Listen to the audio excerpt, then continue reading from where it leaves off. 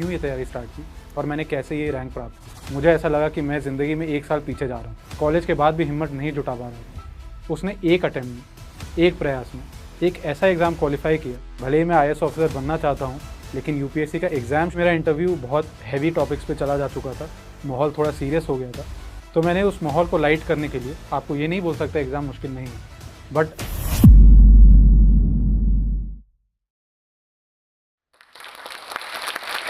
नमस्कार, मेरा नाम शुभांकर प्रत्युष पाठक है।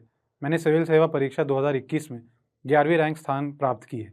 ये मेरा पहला प्रयास था और मैं चाहता हूँ कि ये जो मेरी एक जर्नी थी UPSC की तैयारी की, उसके थ्रू मैं आपको ले चलूँ कि मैंने कैसे एक एक दिन और मैंने कब ये तैयारी स्टार्ट की, मैंने क्यों ये तैयारी स्टार्ट की और मैंने कैसे ये रैंक प्राप्त किया। उसके पहले मैं चाहता हूँ कि आप मुझे थोड़ा बेहतर जानें। मैं आपको थोड़ी पीछे लेके जाना चाहता हूँ, अपने बारे में बताना चाहता हूँ, ताकि आप मेरी मानसिकता को समझ पाएँ और मेरी सिचुएशन समझ पाएँ। तो आपको बेहतर समझ आएगा कि मैं किस दौर से गुजरा और मैंने एक्चुअली में क्या किया। मेरे फादर एक सिविल सर्वेंट है, 95 बैच के। वो करेंटली दिल्ली में ही पोस्टेड हैं। मेरी मदर हाउसवाइफ हैं, वो एक पोस्ट ग्रेजुएट हैं। मैं जब अपनी स्कूल में था 9वीं और 10वीं कक्षा में, तो सोशल साइंसेज सब्जेक्ट मुझे बिल्कुल पसंद नहीं आते थे। जिस तरीके से हमें पढ़ाया गया था, जिस तरीके से एग्ज़ाम होते थे, वो मुझे एकदम रटने वाले सब्जेक्ट लगते थे और मैं बहुत ज़्यादा उसमें अच्छा परफॉर्म भी नहीं करता था। मेरी मैथमेटिक्स बहुत स्ट्रॉन्ग थी, मुझे बहुत इंटरेस्ट भी था, तो मैं नेचुरली मेरी रुचि उसके तरफ गई। हालांकि मैं सिविल सेवा में हमेशा से इंटरेस्टेड था, क्योंकि मेरे फादर एक सिविल सर्वेंट थे। उनका करियर मैंने बहुत करीब से देखा था और मैं चाहता था मैं भी वैसा कुछ काम कर पाऊँ। लेकिन उस समय मेरे अंदर ये कॉन्फिडेंस ही नहीं आया 9वीं और 10वीं कक्षा में ये सब्जेक्ट देख के कि शायद ये एग्ज़ाम मेरे से क्लियर हो पाएगा। और अपने मैथमेटिक्स में रुचि के कारण मैं साइंस की तरफ चला गया। मैंने 11वीं और 12वीं में अपनी इंजीनियरिंग की तैयारी की, मैंने IIT की तैयारी की और मैंने 12वीं के बाद अपना पहला अटैम्प्ट दिया। मेरा IIT में सिलेक्शन नहीं हुआ, मेरा JEE मेंस भी नहीं हुआ। मेरे फादर के बारे में मैं कुछ बताना चाहता हूँ। वो एक बहुत ऑर्डिनरी बैकग्राउंड से आते हैं, उनके घर पे इतने रिसोर्सेज नहीं थे, उसके बावजूद उन्होंने IIT से अपनी तैयारी की। जब मैं 11वीं और 12वीं में था, लोगों को लगता था एक IITian का बेटा एक IIT ही जाएगा, और एक वो सोशल प्रेशर मेरे ऊपर था। उस प्रेशर को के साथ मैंने अपनी 11वीं और 12वीं में तैयारी की और शायद कहीं ना कहीं मुझे भी लगता था कि ये बात सही है और मैं IIT चला जाऊँगा, बट ऐसा नहीं हुआ। उस दौरान वो मेरी ज़िंदगी का शायद 1 साल सबसे महत्वपूर्ण साल था, क्योंकि उस साल मेरे दोस्त अपने कॉलेजेस गए, वहाँ पे उन्होंने अपनी ज़िंदगी की शुरुआत की और मैं कहीं ना कहीं पीछे रह गया। मुझे ऐसा लगा कि मैं ज़िंदगी में 1 साल पीछे जा रहा हूँ। उस 1 साल मैंने दोबारा तैयारी की। मुझे लगा कि शायद कहीं ना कहीं ये एग्ज़ाम मुझे क्लियर करना चाहिए, क्योंकि इस बार मैंने वो सोशल प्रेशर अपने ऊपर नहीं लिया। मैंने उस साल वो तैयारी की, मैंने फिर से एग्ज़ाम दिया और मेरा एग्ज़ाम क्लियर हुआ। मैं IIT धनबाद गया अपनी इलेक्ट्रिकल इंजीनियरिंग करने। वहाँ पे जब मैं अपने कॉलेज में सेकेंड ईयर में था, तो मेरे कुछ सीनियर्स ने सिविल सेवा की परीक्षा फिर से क्लियर की। उस टाइम पे मुझे दोबारा ये एहसास हुआ कि जब लोग मेरे आसपास मेरे ही बैकग्राउंड से ये एग्ज़ाम क्लियर कर रहे हैं, तो मैं क्यों नहीं कर सकता हूँ। मेरा जो अपने अंदर का एक सपना था, जो कहीं ना कहीं दब गया था, जो मैं 1 कदम आगे लेके 2 कदम पीछे लेता था, मैंने सोचा एक बार इस पथ की तरफ एक बार चला जाए, कम से कम एक बार पढ़ के तो देखें। थर्ड ईयर में मैंने कुछ NCERT पढ़ने की कोशिश की और मुझे दोबारा कुछ समझ नहीं आया। उस टाइम मुझे लगा कि शायद सही में ये एग्ज़ाम मेरे लिए नहीं बना है। भले ही मैं IAS ऑफिसर बनना चाहता हूँ, लेकिन UPSC का एग्ज़ाम शायद मेरे से क्लियर ना हो पाए। तो मैंने दोबारा इंजीनियरिंग की तरफ रुख ली और मैंने सॉफ्टवेयर इंजीनियरिंग करने 2020 में बैंगलोर चला गया।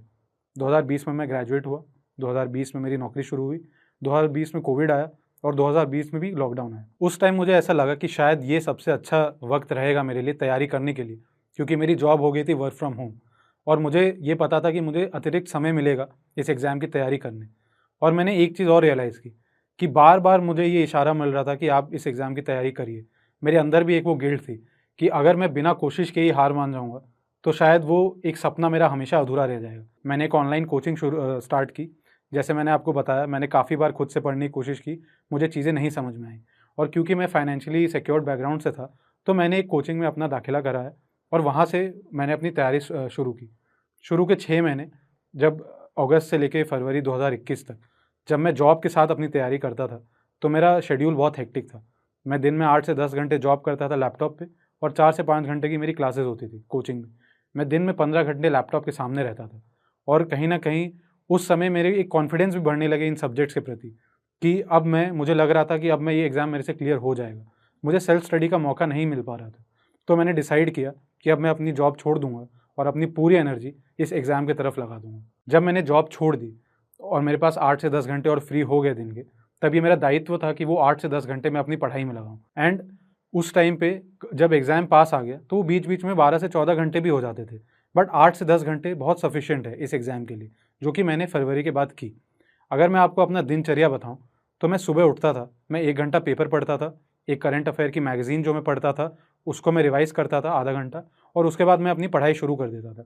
मैं अपने दिन को 2 हिस्सों में बाँट देता था, एक जीएस के लिए और एक ऑप्शनल के लिए, क्योंकि मेरा ऑप्शनल मैथमेटिक्स था। जैसा मैंने आपको बताया, मेरी बहुत इंटरेस्ट भी थी मैथ्स में, और मैथ्स का कोई जीएस से लेना देना नहीं होता है, तो उसकी अलग से तैयारी करनी पड़ती है। जब प्रीलिम्स पास आया जिसमें मैथ्स का रूल नहीं है, तब मैं जीएस ज़्यादा पढ़ने लगा। ये तो मेरी तैयारी का दिनचर्या हो गया, लेकिन जो मैं पढ़ता था, मैं क्या पढ़ता था, मैं वो किताबों के बारे में आपको बताना चाहता हूँ। जैसे मैंने बताया, मेरे पास ज़्यादा समय था नहीं, और जब मैंने जॉब भी छोड़ी फरवरी में, तब भी एग्ज़ाम जून में ही था, तो वापस मेरे पास किताबें पढ़ने का टाइम नहीं था। तो मैंने बहुत बेसिक किताबें जो हर कोई पढ़ता है, मैंने सिर्फ वही रेफ़र की। पॉलिटी के लिए लक्ष्मीकांत जी की किताब, एंशिएंट इंडिया के लिए जो पुरानी एनसीईआरटी है मिस्टर आर एस शर्मा की, ज्योग्राफी के लिए 11वीं और 12वीं की एनसीईआरटी, हिस्ट्री के लिए स्पेक्ट्रम, और economy, environment, science and tech, ऐसे सब्जेक्ट्स के लिए मैं खाली न्यूज़पेपर और जो मेरे क्लास नोट्स थे उन पे निर्भर रहा। मैं कोई दूसरे किताबें इन सब्जेक्ट्स के लिए नहीं पढ़ा है। फॉर एग्जांपल, लोग, एक किताब है शंकर आईएएस की जो पढ़ते हैं एनवायरनमेंट के लिए, वो 400 पन्ने की किताब है। मुझे उस समय लग गया कि ये 400 पन्ने ना मैं ख़त्म कर पाऊँगा, अगर कर भी लिया तो शायद मैं रिवाइज़ ना कर पाऊँ। तो मैंने उस किताब को कभी खोला ही नहीं। मैं सिर्फ़ और सिर्फ जो अपने क्लास नोट्स हैं उसको मैं पढ़ता चला गया एग्ज़ाम के दिन तक। यही 4-5 किताबें मेरी बेस रहीं, मेरी क्लास नोट्स, जिनको मैं बार-बार मैंने रिवाइज़ की। मैंने इतनी बार रिवाइज़ कर ली थी कि मुझे पता था किस पन्ने पे मैंने क्या लिखा है और वो कहाँ लिखा है। और जो एक 10th क्लास का अंडर कॉन्फिडेंट बच्चा था, प्रीलिम्स के एग्ज़ाम कॉन्फिडेंस के साथ मैं एग्ज़ाम देने गया। मैंने एक बार भी ये नहीं सोचा कि मैंने दूसरे लोगों से कम पढ़ाई की है, मुझे कम चीज़ें आती हैं। जो मुझे आती हैं मैं उस पे कॉन्फिडेंस रखा, और एग्ज़ाम के दिन अपनी पढ़ाई को, अपनी जो नॉलेज है उसको एग्जीक्यूट करके आया। 10 अक्टूबर 2021 ये था प्रीलिम्स का दिन। प्रीलिम्स का मैं एग्ज़ाम दे के आया, और हमें पता था रिज़ल्ट में लगभग 1 महीना लग ही जाता है। तो उस 1 महीने में मैंने सिर्फ़ और सिर्फ अपने ऑप्शनल की तैयारी की। 29 अक्टूबर 29th 2021 को आया रिज़ल्ट प्रीलिम्स का। उस दौरान तक मैंने सिर्फ़ और सिर्फ मैथ्स की तैयारी की थी, और मैंने अपना पेपर 1 पूरा रिवाइज़ कर लिया, और मैंने कुछ पीवाईक्यूज़ भी सॉल्व की। 29th को जब रिज़ल्ट आ गया और मुझे पता चला कि मेरा सिलेक्शन हो गया है, मैं मेंस दे सकता हूँ। उसके बाद जो 2 महीने थे, नवंबर और दिसंबर, वहाँ पे मैंने आंसर राइटिंग शुरू की। आंसर राइटिंग के लिए, क्योंकि मुझे ये मैं ज़िंदगी में पहली बार कर रहा था और मैं जानना चाहता था कि एक्चुअली में कैसे यूपीएससी के लिए लिखा जाता है, मैंने एक प्लेटफ़ॉर्म है, वरुण जैन सर, जो कि पहले खुद एक कैंडिडेट रह चुके हैं। उन्होंने 4 बार मेंस लिखा और 2 बार इंटरव्यू दिया। मैंने उनकी सहायता ली। उन्होंने एक प्रोग्राम शुरू किया था जिसमें वो लाइव आंसर राइटिंग लिख करवाते थे, और वो एक स्पेसिफाइड टाइम में आपसे आंसर लिखवाते थे। उस दौरान मुझे समझ आया कि वो 7 मिनट के अंदर ना मैं कभी आंसर कंप्लीट कर पाता हूँ, और जो मेरे दिमाग में कंटेंट है वो मैं लिख नहीं पाता हूँ। तो वो टाइम के अंदर जो उन्होंने मुझसे प्रैक्टिस करवाई, उस चीज़ का मुझे बहुत फ़ायदा मिला। कुछ लोग ऐसे हैं जिनके पास ये इतना संसाधन नहीं है, वो इनका प्लेटफ़ॉर्म ज़रूर चेक कर सकते हैं। और आज के टाइम पे यूट्यूब और ब्लॉगिंग जैसे इतने सारे टॉपर्स ने अपने स्ट्रैटेजी और तरीके दे रखे हैं कि आप आराम से बिना बहुत ज़्यादा एफ़र्ट डाले भी, मॉनेटरी अगर आपको इतनी सहायता नहीं है, उसके बगैर भी आप बहुत अच्छी तैयारी कर सकते हैं। इसका एक एग्ज़ाम्पल मैंने भी यूज़ किया। इसके बाद मैंने मेंस की परीक्षा दी जनवरी 2022 में। 7 जनवरी को मेंस शुरू हुई थी, 16 तक एग्ज़ाम चले थे। इस दौरान मैंने मेंस की परीक्षा दी, और उसके बाद, जैसे कि हमें पता है, किसी को नहीं पता होता कि शायद आपका मेंस में सिलेक्शन हो या ना हो। तो मैंने दोबारा ये सोचा कि जो मेरे मेंस में वीक टॉपिक रह गए हैं, उनके ऊपर मैंने दोबारा तैयारी शुरू की ताकि वो मैं स्ट्रॉन्ग कर पाऊँ। मार्च में रिज़ल्ट आया, 17 मार्च को मेंस का, और मेरा मेंस का सिलेक्शन हो गया था। इसके पश्चात मैंने अपने इंटरव्यू की तैयारी शुरू की। 22 मार्च को यूपीएससी ने अपना शेड्यूल निकाल दिया था, और मेरे दूसरे दिन ही इंटरव्यू थी, 6 अप्रैल 2022 को। 14 दिन के अंदर मेरा इंटरव्यू था, और उस इंटरव्यू के लिए मुझे बहुत सी चीज़ें पढ़नी थी। वो 14 दिन मैंने अपने आप को बहुत गहराई से परखा। मैंने अपने बारे में बहुत अच्छे से जाना, मेरी क्या कमियां हैं, मेरे क्या स्ट्रेंथ्स हैं, मेरे पिताजी के बैकग्राउंड के बारे में, मेरे घर के बैकग्राउंड के बारे में, मेरी होम डिस्ट्रिक्ट, मेरा होम स्टेट, जहाँ जहाँ मैं रहा हूँ, मेरे कॉलेज के बारे में। मैंने सब पे नोट्स बनाए, और फिर मैंने मॉक इंटरव्यूज़ दिए। मैंने फाइनल जो यूपीएससी इंटरव्यू है, उसके पहले मैंने 5 मॉक इंटरव्यूज़ दिए, एंड उसके बाद मैं इंटरव्यू देने चला गया। 6 अप्रैल 2022 मेरी ज़िंदगी का एक बहुत महत्वपूर्ण दिन। उस दिन था मेरा यूपीएससी का इंटरव्यू। मेरा मेरा पहला प्रयास और मेरा पहला इंटरव्यू। मैं इंटरव्यू देने गया, हर कोई नर्वस रहता है उस दिन, लेकिन मुझे एक चीज़ पता थी, जो मुझे हर टॉपर और हर इंसान जो इस फेज़ के थ्रू जाता है, वो ये बताता है कि इंटरव्यू आपके नॉलेज का एग्ज़ाम नहीं है, इंटरव्यू आपके व्यक्तित्व का एग्ज़ाम है। मैं जब उस इंटरव्यू में गया, तो मैं नर्वस था और मैं इस चीज़ को छुपाना नहीं चाहता था कि मैं नर्वस हूँ, क्योंकि हर कोई नर्वस होता है और ये एक बहुत नेचुरल चीज़ है, आपकी ज़िंदगी का बहुत बड़ा दिन भी है। लेकिन मैं कॉन्फिडेंट भी था, अपने तैयारी को लेके, अपने बारे में लेके, और एक ऑनेस्टी के साथ मैं उस इंटरव्यू देने गया। जब मैं इंटरव्यू में बैठा, तो जो मेरी चेयरमैन मैम थी, उन्होंने सबसे पहले सवाल ही ये पूछा कि आप एक अच्छी नौकरी कर रहे थे, आप यूपीएससी क्यों आना चाहते हैं? आप एक आईएएस ऑफ़िसर क्यों बनना चाहते हैं? और मैंने उसका कोई बहुत बड़ा आंसर नहीं दिया, मैंने एक सीधा-सा आंसर दिया, जो मेरी सच्चाई थी कि मेरे पिताजी के थ्रू मैं इंस्पायर हुआ था और इसके पहले मेरी कभी हिम्मत नहीं हुई थी कि मैं इस एग्ज़ाम की तैयारी कर पाऊँ। अब मुझे जाके जो हिम्मत मिली है, उसके वजह से मैं यहाँ हूँ और मैं चाहता हूँ कि मैं अपना सपना पूरा करूँ। मैंने पूरी इंटरव्यू बहुत सच्चाई से दी, जो चीज़ें मुझे आती थी वो मैंने बताई। मेरे इंटरव्यू में सवाल बहुत ओपिनियन बेस्ड थे, रिज़र्वेशन पे सवाल थे, बिहार पे सवाल थे, बिहार के लॉ एंड ऑर्डर पे, बिहार में इन्वेस्टमेंट क्यों नहीं आता है, मेरे हॉबीज़ के कुछ सवाल थे। इन सवालों के जवाब मैंने बहुत उन तरीके से दिए जितना मुझे आता था। मैंने कुछ ऐसा बोलने की कोशिश नहीं की जिससे वो इम्प्रेस हो जाएँ। मैंने वो बोलने की कोशिश की जो मुझे पता थी। बीच-बीच में उन्होंने भी मुझे कुछ हिंट्स दिए, उनको भी मैंने पकड़ के उनको आंसर किया। लास्ट में क्योंकि मेरा इंटरव्यू बहुत हेवी टॉपिक्स पे चला जा चुका था, माहौल थोड़ा सीरियस हो गया था, तो मैंने उस माहौल को लाइट करने के लिए मैम से परमिशन लिया कि मैं कुछ शेयर करना चाहूँगा। तो उन्होंने मुझे परमिशन दिया। उसके बाद मैंने उन्हें बताया कि किशोर कुमार जी का एक गाना है, जो मुझे लगता है कि इस इंटरव्यू के 1 आधे घंटे के लिए मुझे बहुत ऐप्ट लगा। जब उन्होंने परमिशन दी तो मैंने शेयर किया कि आज उनसे पहली मुलाकात होगी, फिर आमने-सामने बात होगी, फिर होगा क्या, क्या पता क्या खबर। ये सुन के बोर्ड मेंबर काफ़ी खुश हुए और थोड़े हँसे भी, एंड माहौल लाइट हुआ एंड मैं वहाँ से चला गया।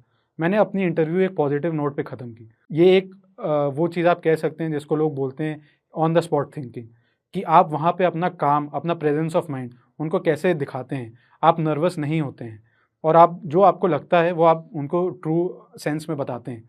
मैं अपनी पूरी इंटरव्यू बहुत सच्चाई और ईमानदारी के साथ दे के आया और उसका फल भी मुझे मिला।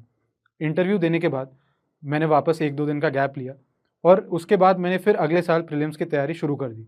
जैसा मैंने दोबारा बोला, किसी को नहीं पता कि आपका रिज़ल्ट क्या आएगा इस एग्ज़ाम में, और ये मेरा दूसरा अटेम्प्ट, मेरा आखिरी अटेम्प्ट भी होता, तो मैं चाहता था कि मैं फिर से अच्छे से दूँ, तो मैंने दोबारा प्रीलिम्स की तैयारी शुरू की।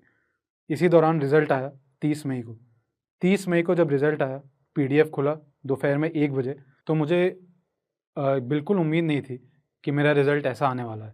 मेरे भाई ने जब रिज़ल्ट का वो पीडीएफ खोला, तो आखिरी पेज से हमें उम्मीद थी, हमने देखना शुरू किया, और जब उसने एक-एक करके मेरा रोल नंबर डाला, तो बहुत तेज़ी से पन्ने ऊपर चले गए। तो कहीं न कहीं हमें ऐसा लगा कि शायद रिज़ल्ट नहीं आएगा। बट जब रिज़ल्ट पहले ही पन्ने पे था, तो मुझे खुद यकीन नहीं हुआ। वो 1 घंटे मेरी ज़िंदगी कैसे बीते मुझे खुद नहीं पता। मैं खाली फ़ोन पे थैंक यू बोल रहा था, किसको बोल रहा था मुझे भी नहीं पता। मैं इतना लॉस्ट था, मैं इतना एक्साइटेड था, मैं इतना, बहुत एक ऐसी फीलिंग थी जिसको मैं शायद बयाँ भी नहीं कर पाऊँ। ये एक ऐसी कहानी थी, एक 10वीं का छात्र जो हमेशा से एक सिविल सर्वेंट बनना चाहता था, जो कॉलेज में भी एक सिविल सर्वेंट बनना चाहता था, कॉलेज के बाद भी हिम्मत नहीं जुटा पा रहा था। उसने एक अटेम्प्ट में, एक प्रयास में, एक ऐसा एग्ज़ाम क्वालिफ़ाई किया, जिसके लिए लोग कहते हैं आपको सालों-सालों तैयारी करनी पड़ती है। लोग कहते हैं कि ये एग्ज़ाम बहुत मुश्किल है, ये एग्ज़ाम मुश्किल है। मैं आपको ये नहीं बोल सकता एग्ज़ाम मुश्किल नहीं है, बट अगर आप सही एटीट्यूड से इस एग्ज़ाम की तैयारी करें, सही चीज़ें पढ़ें, एक मेंटल बैलेंस अपना बना के रखें। इस एग्ज़ाम में जो मेरे आईआईटी के एग्ज़ाम से एक सबसे बड़ा अंतर ये था कि मेरे ऊपर सोशल प्रेशर नहीं था। मैंने किसी को नहीं बताया था कि मैं एग्ज़ाम की तैयारी कर रहा हूँ। मेरे माता-पिता, भाई और कुछ बहुत चुनिंदा दोस्तों को छोड़ के किसी को इस चीज़ की भनक भी नहीं थी कि मैं एग्ज़ाम की तैयारी कर रहा हूँ। और ये सोशल प्रेशर इस बार मैंने नहीं लिया, क्योंकि मुझे समझ आ गया था कि लोग क्या सोचते हैं, इससे मेरी ज़िंदगी में कोई प्रभाव नहीं पड़ता है। अगर मेरा रिज़ल्ट नहीं भी आता, तो भी शायद मैं उतना ही, मैं ये नहीं बोल सकता हूँ कि मैं दुखी नहीं होता, मैं बहुत दुखी होता। लेकिन इस एग्ज़ाम ने जो चीज़ें मुझे सिखाई हैं, इस तैयारी के 1.5 साल ने जो चीज़ें मुझे सिखाई हैं, वो चीज़ें जो अब मैं अपने साथ लेके जाता, वो शायद रिज़ल्ट से भी थोड़ी ज़्यादा ऊपर की बातें हैं, जो कहीं न कहीं अगर आप इस एग्ज़ाम की तैयारी करें, तब आपको समझ में आएगी। जाते-जाते मैं आपसे एक चीज़ शेयर करना चाहता हूँ कि इस एग्ज़ाम में सबसे ज़्यादा इम्पोर्टेंट है पढ़ाई करना। At the end of the day ये एक एकेडमिक एग्ज़ाम ही है। ये कोई ऐसा एग्ज़ाम नहीं है जिसमें आप बहुत ज़्यादा लक को फैक्टर मानें। या आपको लगे कि आप कोचिंग कर लेंगे तो ही आपकी एग्ज़ाम क्लियर होगी, या आपको लगे कि आपके पास कुछ संसाधन नहीं है तो आपसे होगा ही नहीं। ये एक ऐसा एग्ज़ाम है जिसमें आपको अपनी तैयारी खुद के हिसाब से करनी पड़ेगी। लेकिन अगर आपका तरीका सही है, आपके पास वो बेसिक मटेरियल है जितना लोगों को लगता है इस एग्ज़ाम की तैयारी में, अगर आप सही राह पे हैं, अगर आपके पास गाइडेंस सही है, तो आप बहुत आराम से इस एग्ज़ाम क्लियर कर सकते हैं। और आपको ये दूसरी चीज़ों से इतना फ़र्क नहीं पड़ेगा, क्योंकि ये चीज़ें सारी सेकेंडरी हैं, आपकी मेहनत सबसे ऊपर है। धन्यवाद।